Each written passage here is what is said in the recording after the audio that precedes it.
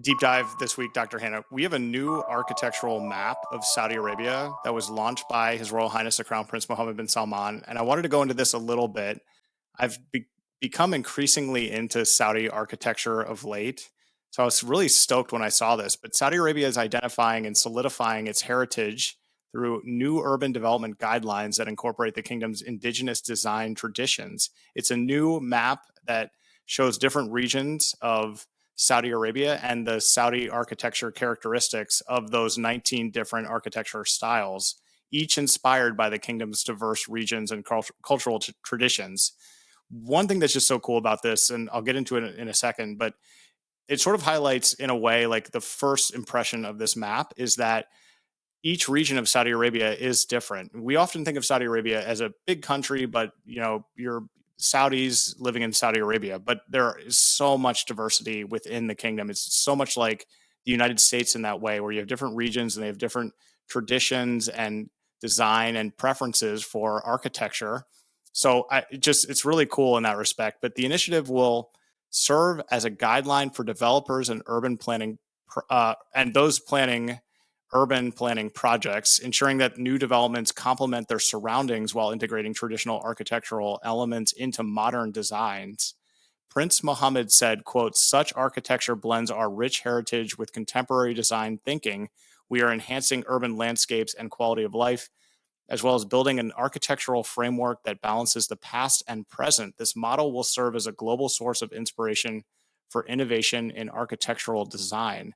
So, more about what went into this. This map is the product of extensive local historical research into building traditions. I mean, there was really a lot of sort of background work that went into what defines these regions and what makes them unique, and how can we sort of solidify this into codes and rules about what we want to have in that region to really preserve what was there in the past. It highlights regions like Central Nejdi, Tabuk Coast, Medina Rural and Inner Medina, Taif Highlands, and the Sarawat Mountains.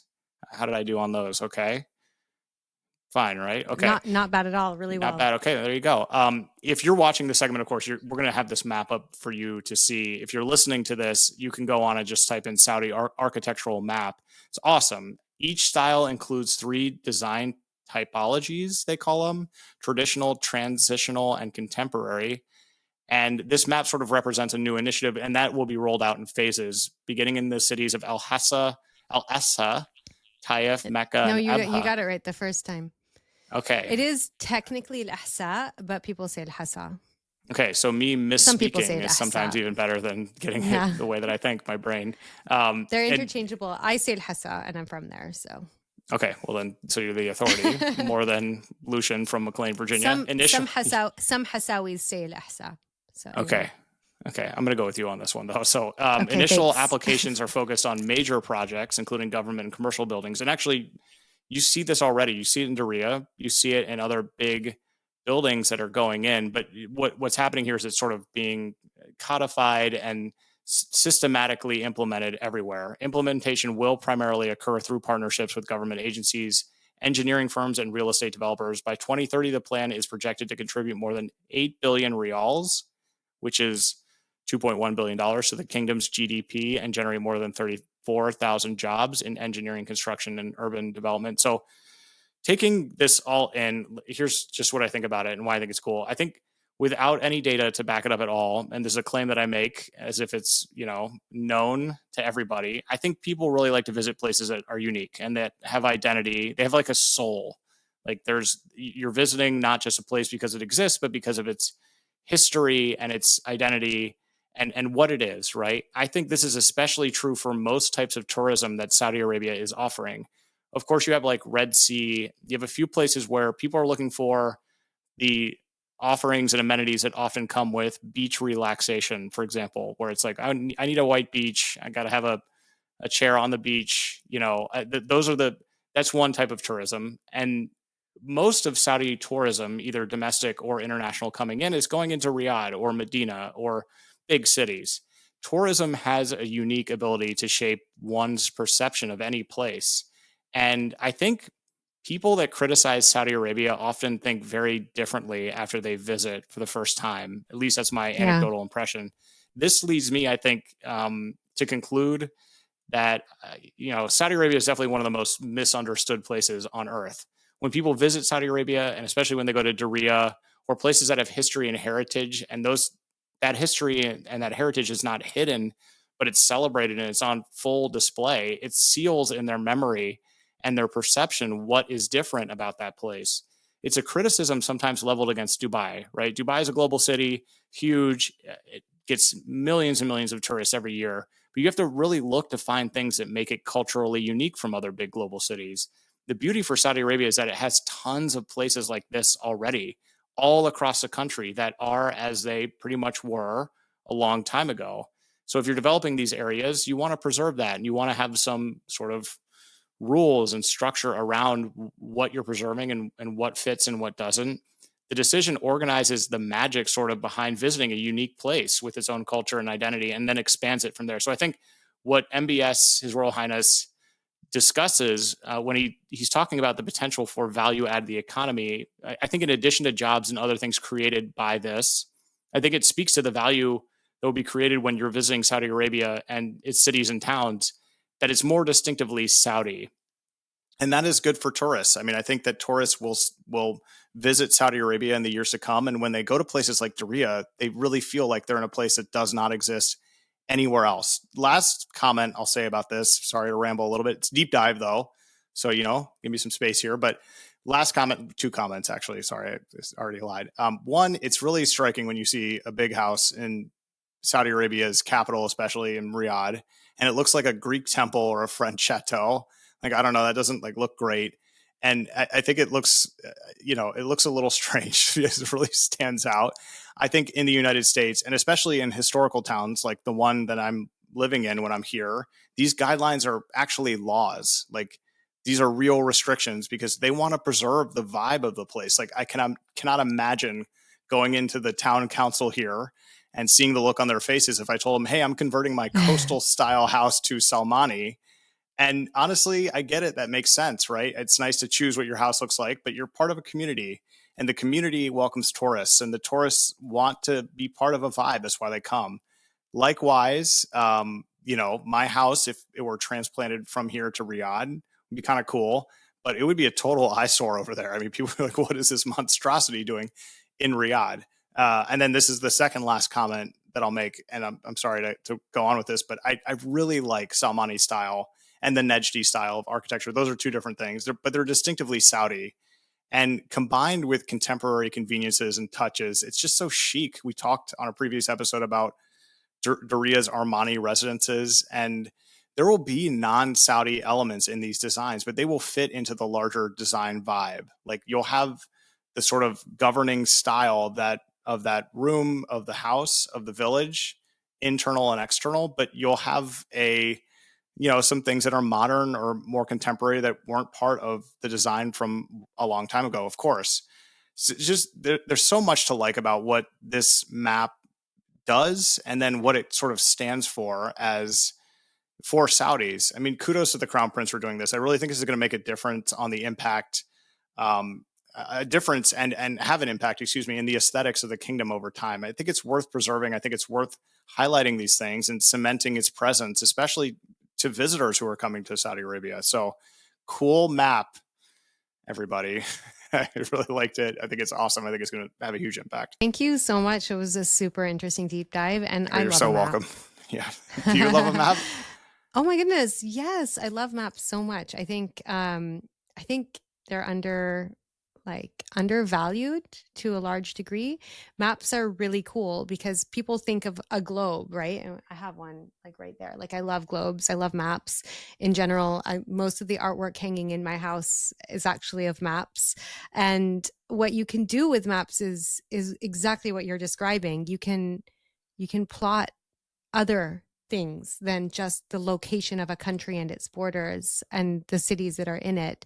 You really can understand spatially where these variations come from, how they came about, like borders that move are interesting as well. And thinking about, okay, like where does the Nejdi kind of bleed into the Hasawi, bleed into the Haili, you know, like obviously those are two different parts, but like I love the idea that there are no actual physical borders on a map, but it shows kind of the distribution of things. So I do love a map.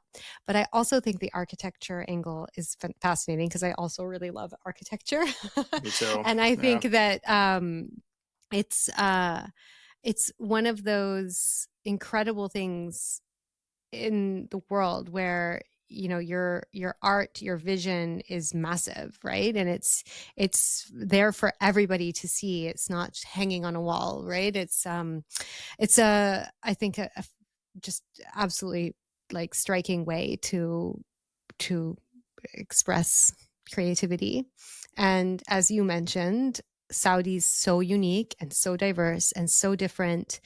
And there's probably a lot of architecture that doesn't represent Saudi in any way, shape, or form, that is kind of this mass production of housing and homes and apartment buildings that really took off for a while to fill a need. And I'm so happy that there is a directive that is more top down to stop that from happening, because the eyesores that you see are so disturbing in the midst of some beautiful old architecture. So preserving that is so important. And you know, I think one of the things that I really like are these Maison Assouline books that are, you know, whatever, coffee table, beautiful books of photographs. And obviously there's quite a kind of big series on Saudi.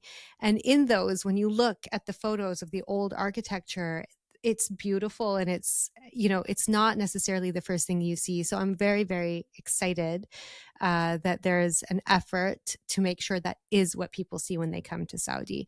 And you know, it doesn't need to just be this like, you know, mass produced boxes that people live in, but instead beautiful visions of kind of the history, the culture rolled into buildings that represent the kingdom and its history and its traditions and culture. I think you're seeing it already. What you just talked about with housing and what Roshan's doing, like with Roshan Front, you know, those houses are not mansions. They're also not small, but they're meant to fill a market need and what people want in Saudi Arabia. But you know, the modern conveniences, the parking garage, all of these things, right? But the design is not, you know, like out of Arizona, and it's not out of Alabama or New York, and it's not out of Europe. It's kind of uniquely Saudi, but it doesn't mean that it's ornate and that it has all of these touches and things that you don't need, but keep it in line with the sort of overall vibe,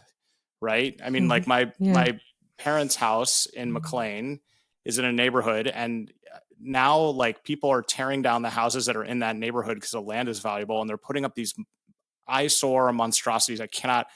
I'll show you some pictures. You wouldn't believe that these houses are being put up because there's no governing design to the houses. So people are like, give me a modern minimalist, but also like Adobe roof. And you're just like, what is happening? This is not Yeah. the neighborhood that I knew and grew up in. And it feels out of place. And that is true anywhere. So I think this is really cool. I think what Roshan's doing is cool with a lot of their developments as well. So funny story on that, and not in Saudi, but my parents built a house in the kind of early 2000s in Seattle, or in, you know, one of the suburbs of Seattle. And it looked like a big log cabin. And their point was like, we want to have something that fits with the natural surroundings. The thing is, what happened was a bunch of other developers came and built these like California stucco looking big homes on it was on a hill, on the hill. And so when you'd look up the hill, if you're driving by, you'd see those homes and not my parents' house, which kind of blended into the background. So as kids, we were kind of like, but those ones look nicer, you know, but actually thinking about it, they did the right thing. The house doesn't exist anymore. Actually, it was torn down by another developer, but it's they did the right thing by trying to blend it into the surroundings. And when you watch some of these really cool architecture shows on TV, the ones that blend into the surroundings where you use just really cool materials, those are the best. And you do need to respect kind of the history, the landscape, in order for it to actually make sense. Otherwise, it's just very random, I think. So I Yeah. like that my parents knew what they were doing, and I wasn't really so sure about it. But now I appreciate it, right? Yeah, now you appreciate it. So But people are like, "What are the Almohavids doing in that old log cabin up there?" Did they take the Oregon no, but Trail over here? And yeah, you could see the house from the lake because it was up on a hill, and you couldn't actually see it. You could see those really, really ugly, big, colorful ones, but you couldn't see our house as well. You'd have to really look for it because it blended in to the woods in the background. It's amazing. that is awesome. Have you ever watched the show This Old House? Have you ever seen that? No. Okay, I think I had to think about it. Anyway, it's really good. Check it out.